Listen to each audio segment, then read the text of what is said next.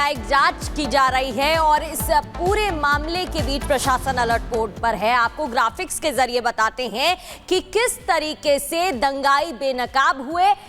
आपको यह भी बता दें कि न्यायिक आयोग ने हिंसा की जांच शुरू कर दी है। पूरे मामले की जांच की जा रही है। न्यायिक आयोग में 3 अधिकारी शामिल बताए जा रहे हैं। वो कौन है वो भी हम आपको बताएंगे। आयोग 4 बिंदुओं पर हिंसा की जांच करेगा। खास तौर पर 4 वो पॉइंट्स रहेंगे जिन पर जांच होगी। हिंसा की सुनियोजित साजिश बिंदु पर जांच होगी। क्या ये प्लानिंग प्लॉटिंग के साथ हुआ? कानून व्यवस्था कायम रखने के इंतजाम की भी जांच की जाएगी। हिंसा के कारण की जांच आयोग करेगा। 3 अधिकारी इसमें शामिल बताए जा रहे हैं। न्यायिक आयोग 2 महीने में रिपोर्ट सौंपेगा। 2 महीने का समय है जब ये रिपोर्ट सौंपनी होगी और इस पूरे मामले पर जांच की जा रही है। अब आपको आगे बढ़ते हुए ये भी बता देते हैं कि न्यायिक आयोग में आखिर वो 3 अधिकारी कौन है जो इस पूरे मामले की जांच की रिपोर्ट 2 महीने के बाद सौंपेंगे और जांच कर रहे हैं। DK Arora retired justice, Amit Mohan Prasad जो कि पूर्व आईएएस है और एके जैन जो कि पूर्व डीजीपी उत्तर प्रदेश, ये भी इसमें शामिल बताए जा रहे हैं। इस पूरे मामले की जांच लगातार जारी है। तो यूपी के संभल में न्यायिक आयोग की टीम लगातार जांच पड़ताल कर रही है और आपको बता दें, लेकिन इस मामले पर राजनीति थमने का नाम नहीं ले रही है। सपा की ओर से लगातार बड़े आरोप लगाए जा रहे हैं। दूसरी ओर न्यायिक आयोग की जो टीम है वो हर पहलू पर जांच कर रही है कि दंगा किसने भड़काया, लोग कहां से इकट्ठा हुए। 2 महीने में ये रिपोर्ट भी साझा करनी है। देखिए इस रिपोर्ट में।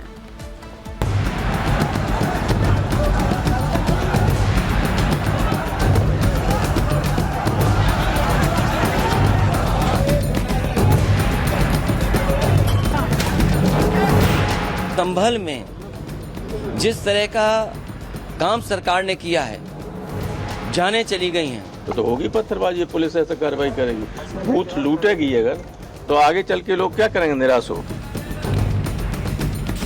संभल में दंगा क्या हुआ?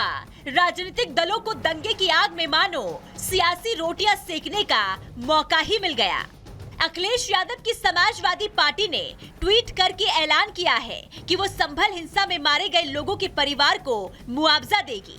समाजवादी पार्टी ने कहा है कि संभल हिंसा में मारे गए 5 मृतकों के परिवार वालों को 5-5 लाख रुपए की आर्थिक सहायता दी जाएगी।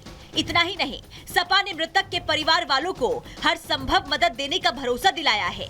और तो और सपा योगी सरकार से भी मांग कर रही है कि हिंसा में जो 5 लोग मारे गए हैं उनके परिवार को योगी सरकार 25-25 लाख रुपए मुआवजा दे। क्योंकि संभल पुलिस पहले ही साफ कर चुकी है कि हिंसा में किसी भी निर्दोष को नुकसान नहीं पहुंचा है। हिंसा में जो लोग मारे गए हैं वो सभी दंगा करने में शामिल थे, पुलिस पर पथराव करने में शामिल रहे हैं। इसलिए जैसे ही अखिलेश यादव की समाजवादी पार्टी की तरफ से सियासी रोटियां सेकने की कोशिश की गई, बीजेपी ने अखिलेश यादव को सीधे सीधे घेर लिया। बीजेपी खुलकर कह रही है कि समाजवादी पार्टी वोट बैंक के लिए हर बार की तरह इस बार भी दंगाइयों के साथ खड़ी है, उन लोगों के साथ खड़ी है जिन्होंने संभल को हिंसा की आग में झोंकने का काम किया। लाशों पर भी, दंगों पर भी सांप्रदायिक सियासत करना ये समाजवादी पार्टी का डीएनए है। अब संभल में जो लोग हिंसा कर रहे थे, पथराव कर रहे थे, जो लोग कट्टा चला रहे थे और कट्टे की क्रॉस फायरिंग में मारे गए, उनके लिए मुआवजा की पेशकश कर रही है। मतलब कि आज लाशों पर भी राजनीति, वो भी वोट बैंक वाली। समाजवादी पार्टी का ऑफिशियल ट्वीट सामने आने के बाद बीजेपी नेता अब अखिलेश यादव को दंगाइयों का भाईजान बताकर निशाना साध रहे हैं। यूपी के डिप्टी सीएम ब्रजेश पाठक ने तो सीएम योगी आदित्यनाथ की उस लाइन को भी कोड किया है जिसमें सीएम योगी ने कहा था कि जहां दिखे दंगाई समझो बिटिया घबराई।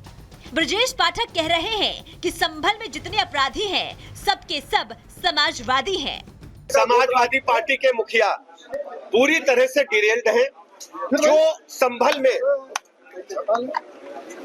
दंगा हुआ है, संभल में जो गड़बड़ी हुई है, संभल में जो अपराधी हैं सबके सब समाजवादी हैं और वो उनके कुकृत्यों को ढकने का काम कर रहे हैं। हमारी सरकार की प्रतिबद्धता है कि हम संभल सहित पूरे प्रदेश में लॉ एंड ऑर्डर को मेंटेन करेंगे। इससे पहले कल भी देखा गया था कि सपा डेलीगेशन संभल जाने की जिद पर अड़ा था, वो भी तब जब खुद संभल पुलिस कह रही है कि अगर नेता संभल आए तो हिंसा भड़क सकती है, लेकिन सपा है कि वोट बैंक के लिए मानती नहीं।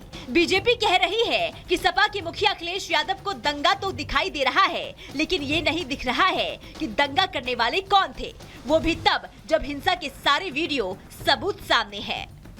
Bureau report, Republic Bharat. को लेकर सियासत लगातार जारी। इस बीच उत्तर प्रदेश के डिप्टी सीएम केशव प्रसाद मौर्य ने समाजवादी पार्टी को लेकर बड़ा बयान दिया है और ये कहा है कि समाजवादी पार्टी उपचुनाव में मिली हार से बौखला गई है और समाजवादी पार्टी का चरित्र यही है। क्या कुछ कहा गया उनकी ओर से, खास बातचीत के जरिए सुनवाते हैं। समाजवादी पार्टी हुई या कांग्रेस, संभल में सर जाने के लिए आतुर हैं, जबकि वहां के मजिस्ट्रेट ने एक ऑर्डर दिया है कि 10 दिसंबर तक कोई भी राजनीतिक दल यहां ना आए, चूंकि हालात गड़बड़ हो सकते हैं। चाहे समाजवादी पार्टी हो, चाहे कांग्रेस पार्टी हो और चाहे भाजपा विरोधी कोई भी पार्टी हो, ये सब को हार का ऐसा जख्म लगा है। श्री अखिलेश यादव जी को उत्तर प्रदेश के उपचुनाव में हार का ऐसा जख्म लगा है कि वो भर ही नहीं रहा है और वह जानते हैं कि उनके सांसद और उनके विधायक के वर्चस्व की लड़ाई के कारण वहाँ गोलीबारी हुई और उनके जो मुस्लिम समाज के लोग हैं वो मारे गए।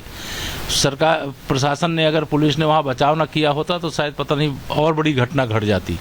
मतलब उल्टा चोर कोतवाल को डांटे, मतलब स्वयं दंगा कराओ और फिर वोट बैंक जुटाने के लिए फर्जी प्रतिनिधिमंडल भेज करके सहानुभूति हासिल करने की कोशिश। 5 लाख रुपए का ऐलान भी करना उनके पीड़ितों के लिए। खुले हम तुष्टीकरण की घटिया, घिनौनी और समाजवादी पार्टी के समाप्तवादी पार्टी बनने की राजनीति है ये। हम जानते हैं, आप जानते हैं, प्रदेश जानता है कि वहाँ हिंदू मुस्लिम दंगा नहीं है। माननीय न्यायालय के आदेश से हरिहर मंदिर मान करके वहाँ का कमीशन करने के लिए गए थे, तो ये एक सामान्य प्रक्रिया है। बहुत सारे रोजाना आदेश होते हैं और कमीशन जाता है, सर्वे करके कोर्ट को अपनी रिपोर्ट देता है। तिल को ताड़ बनाना श्री अखिलेश यादव जी से सीख लो। समाजवादी पार्टी आग में घी डालने की कोशिश कर रही है। संभल का माहौल पूरी तरह से अब शांत है, उसको फिर माहौल ख़राब करने की कोशिश कर रही है, लेकिन समाजवादी पार्टी ये समझ नहीं रही है कि अब उसका भविष्य ही अंधकार में पड़ गया है। इस प्रकार के आचरण से समाजवादी पार्टी जो बची खुची है वो भी समाप्त हो जाएगी।